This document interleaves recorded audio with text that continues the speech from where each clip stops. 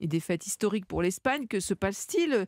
Nous avons Juan José Dorado avec nous. Bonsoir Juan José. Buenas noches. Ça va? Vous n'avez pas trop mal à la tête ce matin? Ce soir plutôt?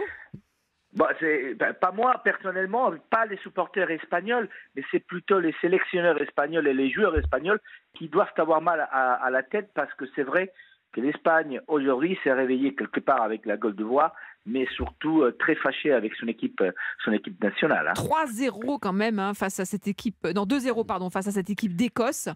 Qu'est-ce qui cloche du côté de l'Espagne? On sait que l'équipe est en plein renouvellement, mais voilà, c'est le cas de beaucoup d'équipes sur la scène européenne cette année. Qu'est-ce qui se passe, Javier?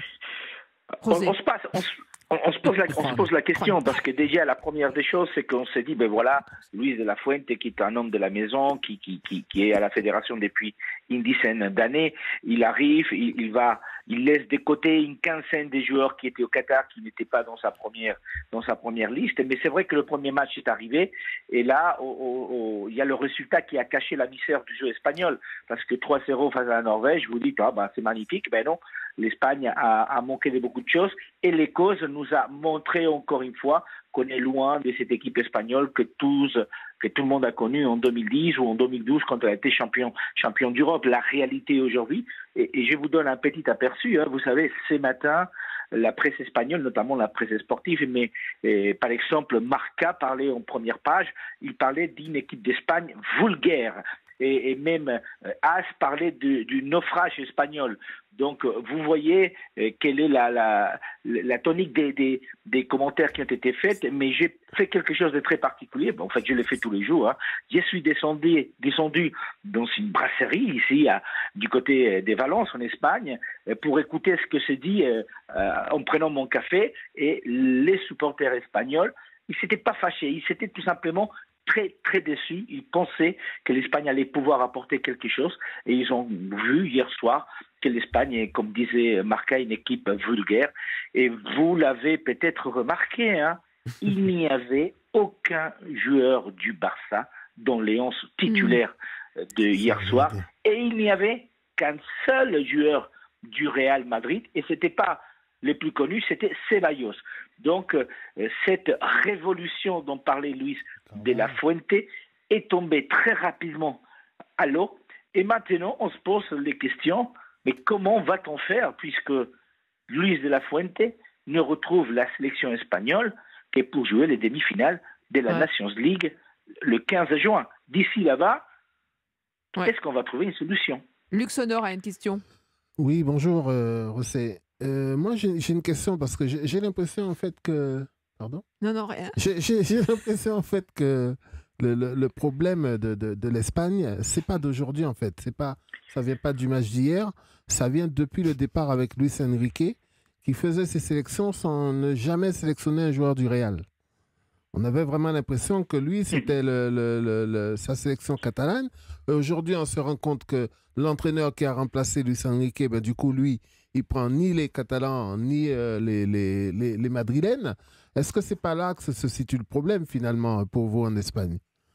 Ben, hier soir, quand on a vu la compo, on s'est dit, bon, est-ce que cette équipe va être capable de battre l'Écosse? Vous savez, ça fait 81 matchs que l'Espagne n'avait pas perdu par 2 buts de différence. 81 matchs. Et je crois que c'est 39 ans que l'Espagne n'avait pas perdu face à l'Écosse. Mais quand vous regardiez la compo, vous vous dites, les attaquants espagnols, les 3 premiers attaquants en Liga, les 3 premiers attaquants espagnols derrière Lewandowski, ils sont dans l'équipe d'Espagne. Mais la réalité, c'est que l'équipe qui a été présentée hier soir n'est pas en fait une équipe très expérimentée au niveau international. Et je pense que, hormis un Rodrigo qui a joué face à la Norvège et qui a encore joué hier soir, ainsi que 2 autres joueurs, il y a eu quand même 8 changements en 3 jours. Et donc, manque d'expérience internationale. Et d'un autre côté, un nouveau entraîneur qui arrive ou un nouveau sélectionneur qui n'arrive pas à trouver forcément une équipe type. Il a appelé 26 joueurs, mais en fait, ce n'est pas parce que vous appelez 26 joueurs que vous faites une équipe. Et nous, on l'a constaté hier soir. Et vous avez tout à fait raison.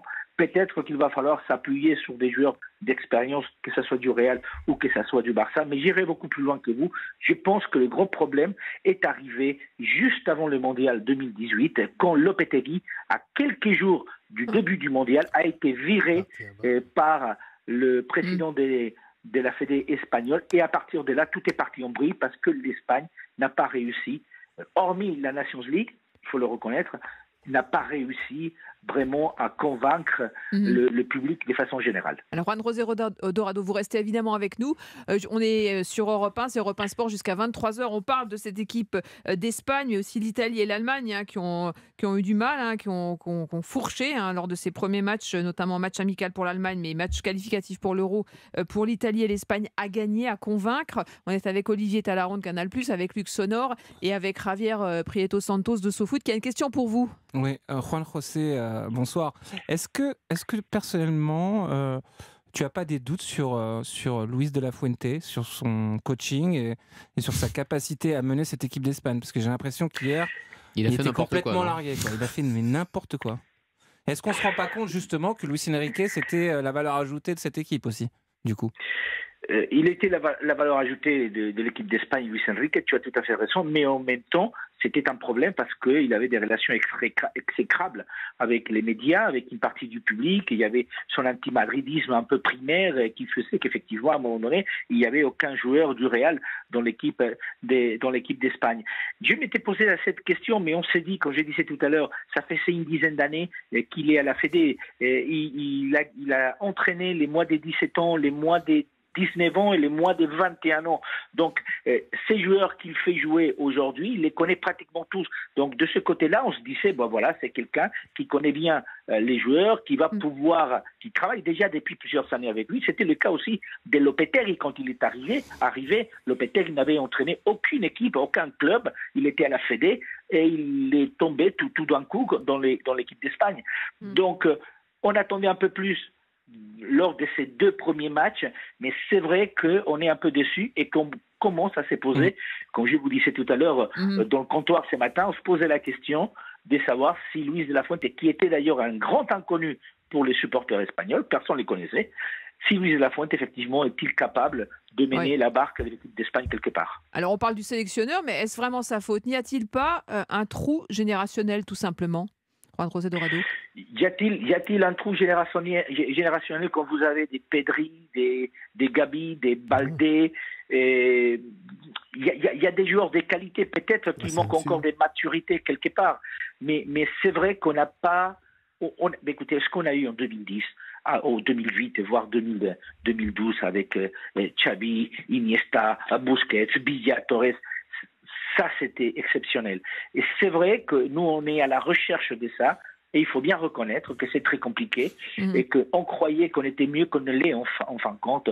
Et encore une fois, je pense que la une de Marca ce matin, quand elle parlait d'une équipe vulgaire, veut tout dire. On est très loin de ce qu'on attend parce qu'en fait, on attend peut-être trop de l'équipe d'Espagne. La presse espagnole, pas tendre, mais oui. Vous êtes d'accord? Moi, je pense qu'on compare. On veut trop comparer à la grande équipe d'Espagne. Aujourd'hui, il faut peut-être. Alors, le problème, c'est qu'il n'y a pas beaucoup de matchs. Enfin, il n'y a pas tant de matchs que ça. Il faut être bon tout de suite, mais il faut laisser un petit peu de temps, peut-être aussi. Si ces joueurs-là manquent de maturité, ils vont la gagner, la maturité, petit à petit. Mais moi, ce qui me fait peur, c'est plutôt effectivement le coach. Et qui a fait n'importe quoi, c'est vrai, tactiquement, dans ses choix. Et c'est peut-être ce qui fait le plus peur. Moi, c'est pas les joueurs, en fait, qui me font peur, c'est plus la qualité de l'entraîneur, du sélectionneur. Est-ce qu'il est vraiment fait pour ça?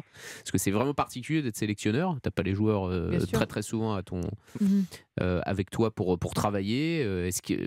Pour schématiser, c'est comme si Ripoll prenait l'équipe de France A. Voilà, est-ce qu'il aurait les épaules? Moi, je serais un peu inquiet. Voilà. C'est effectivement une comparaison. Luc Sonor?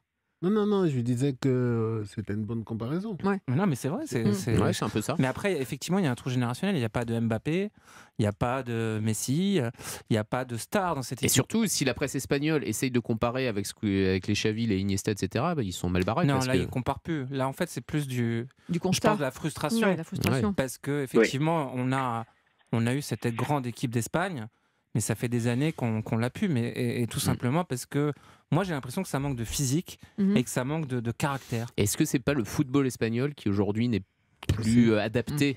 Mais tu as raison, il n'y a pas de plan B en fait. Il y a de la possession. Voilà, possession, petite passe, etc. Aujourd'hui, plus aucune grande équipe ne joue comme ça. Après, Luis Enrique a quand même réussi à presser bien le citron, parce que je me souviens de cette demi-finale à l'Euro contre l'Italie. C'était un super match et l'Espagne méritait peut-être plus que de sortir au pénalty, il me semble. Donc, ça reste une équipe qui est intéressante. Mais à partir du moment où vous n'avez pas de plan B, c'est-à-dire que lors des derniers tournois, il y a eu la possession, vous vous mettez tous derrière, vous attendez, et c'est comme ça qu'ils sont fait sortir par la Russie, c'est comme ça qu'ils sont fait sortir par le Maroc. Et il faut que l'Espagne arrive à casser ce truc de tiki-taka qui est dans l'ADN, très bien dans l'ADN.